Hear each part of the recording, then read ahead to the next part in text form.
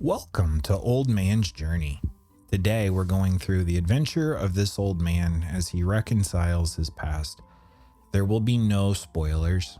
It's a point and click puzzle game with a surprising amount of heart and one major flaw, which we'll get into at that time. But for now, let's just enjoy this man on his journey. I don't know that anyone has names. There's never anything really said. You watch this little opening cinematic, he gets some news, and decides it's time to go on a journey. Would you believe it? Almost like it's in the name. Anyway, I've heard nothing but good things about this indie gem for a while. I decided I needed to play it. And then it did the thing that I really don't like, and it almost became part of my backlog, but I pushed through and I got it done. If you're not trophy hunting, or you're better than I am, you could probably get this done in 2, maybe 3 hours. But as you interact with the environment like we just did here with these people, it triggers flashbacks or memories, and you observe them for as long as you want. This will probably be the only one that I show you because this is where you get your plot. And the whole point of this game is the story, and I'm not going to deny you that. So, otherwise, you journey across these hills and rooftops like I am, and you drag the landscape elements to where you need them to be to intersect, and then you click to walk. And that's pretty much everything. So see, now that I've aligned these things, we can climb up this hill, and it reveals more of the landscape to us. The only thing is you cannot move the piece that you're standing on. So you gotta kind of think it through, shuffle things around a little bit.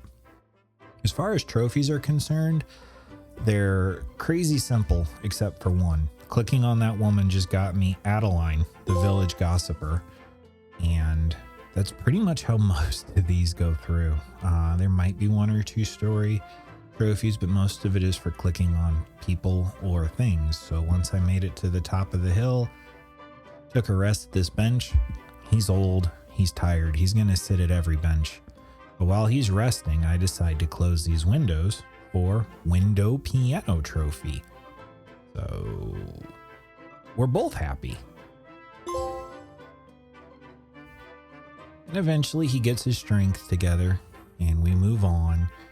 And in that bush is a tortoise, and if you click on the tortoise, you get Cassiopeia, the tortoise, once it makes its way out of the bush.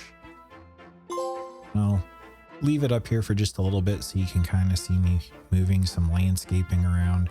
There's going to be a yellow dot. That means those two intersect, and we can now walk across them. But that's how you traverse in this game. Also, when you walk across a waterfall, you can until a certain distance, and then you fall. And that's how you get down a level, because that's how that works, right? We just walk across waterfalls to get where we need to go.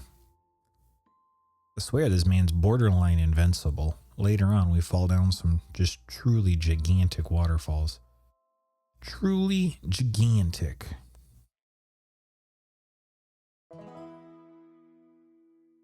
And then pushing those frogs or tapping on those frogs, we get Frog's Chorus. So, Budweiser, I guess. And I didn't include it because it's just clicking on someone, but you do get Hugo the Vagabond for clicking on another person. Like I just clicked on this guy, and that's George's the Lighthouse Keeper. And then I'm going to prepare mentally for what's to come. The most frustrating trophy. I cannot stand it when games do this. This is a nice, fun, relaxing, easy, simple game. Why do they do this? They put you in literal hell trying to get this trophy, lining up all of these railroad tracks. And it's like 50 or 60 of them you gotta get. And the controls aren't fast. You can't adjust the controls to make it better. You gotta line everything up just exactly so. And if you mess up even slightly, you have to start over. guess what? I don't give up. I'm stubborn, stupid. I sat here giving myself an ulcer for an hour, maybe an hour and a half. But I got it. I win. The game loses. So, try to put me in hell, I come back swinging. Now we're going to watch. It's going to be sped up. I respect your time, but we're going to watch what should have been probably 3.5 minutes to get this trophy. Here we go. Enjoy the run.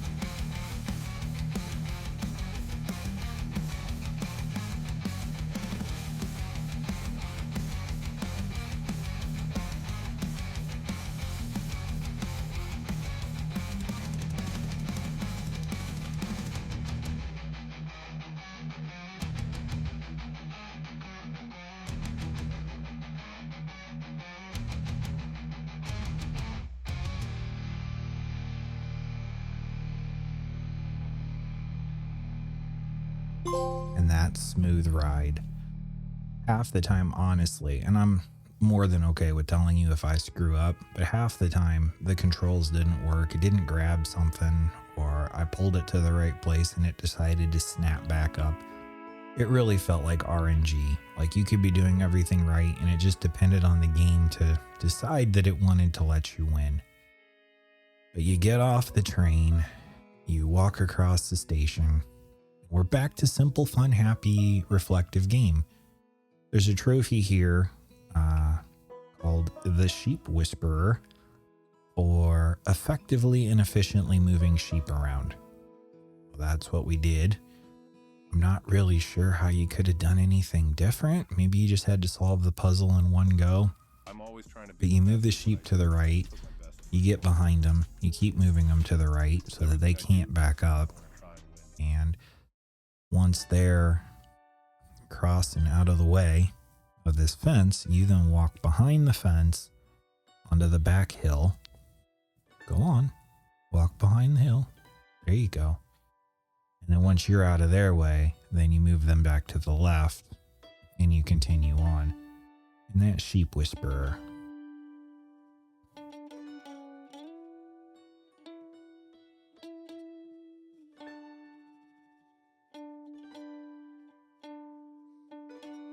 And that's Sheep Whisperer. There we go.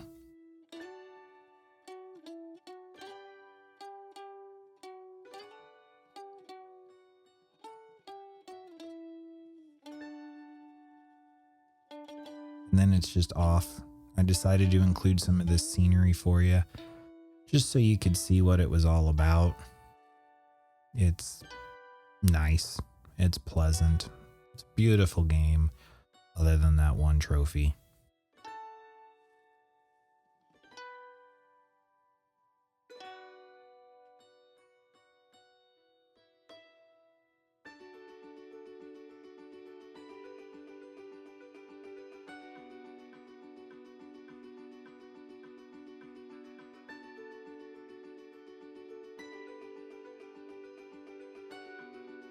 This also starts the longest portion of the game without trophies.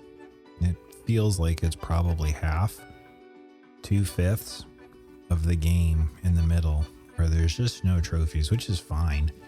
Again, it's not a terribly long game other than restarting for that one trophy. But it's oddly paced.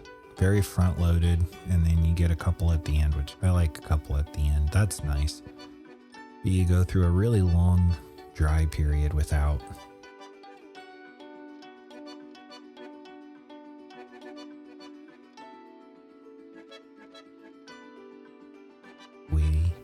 land. And we deal with more sheep puzzles and things that I'm just not going to have you bother with. And eventually we fall down this big waterfall. And we end up in what I can only describe as another world. I'm not sure if this was a metaphor or just art for the sake of art, but you end up underwater and we do what we do best, which is we walk across hills and we row boats and other fun things because we can.